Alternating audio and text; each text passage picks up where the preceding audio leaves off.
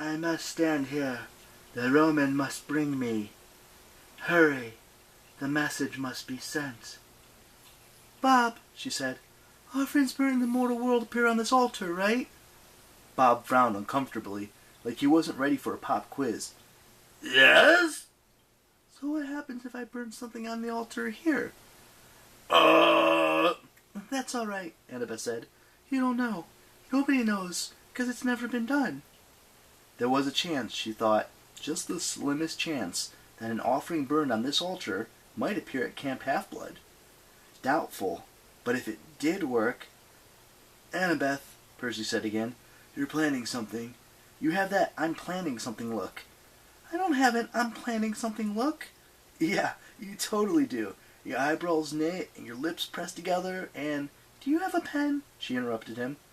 You're kidding, right? He brought out Riptide. Yeah, but can I actually write with it? I don't know, he admitted. Never tried. He uncapped the pen. As usual, it sprang into a full-size sword. Annabeth had watched him do that hundreds of times. Normally, when he fought, Percy simply discarded the cap. It always appeared in his pocket later as needed. When he touched the cap to the point of the sword, it would turn back into a ballpoint pen. What if you touched the cap to the other end of the sword? Annabeth said. Like, you'd put the cap on where you were actually going to write with the pen. Percy looked doubtful, but he touched the cap to the hilt of the sword.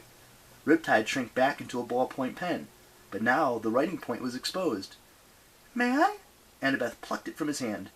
She flattened the napkin against the altar and began to write. Riptide's ink glowed celestial bronze. What are you doing? Percy asked. Sending a message, Annabeth said.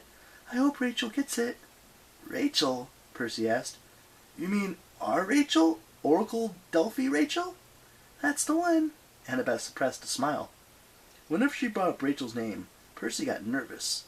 At one point, Rachel had been interested in dating Percy. That was ancient history.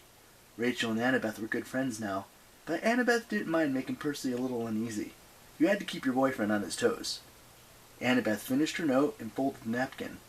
On the outside, she wrote, Connor, give this to Rachel. Not a prank. Don't be a moron. Love, Annabeth. She took a deep breath.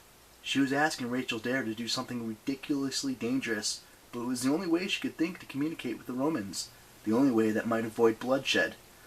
Now I need to burn it, she said. Anybody got a match? The point of Bob's spear shot out from the broom handle. It sparked against the altar and erupted in silvery fire. Thanks. Annabeth lit the napkin and set it to the altar. She watched it crumble to ash and wondered if she was crazy. Could the smoke really make it out of Tartarus? We should go now, Bob advised. Really, really go, before we are killed. Annabeth stared at the wall of blackness in front of them.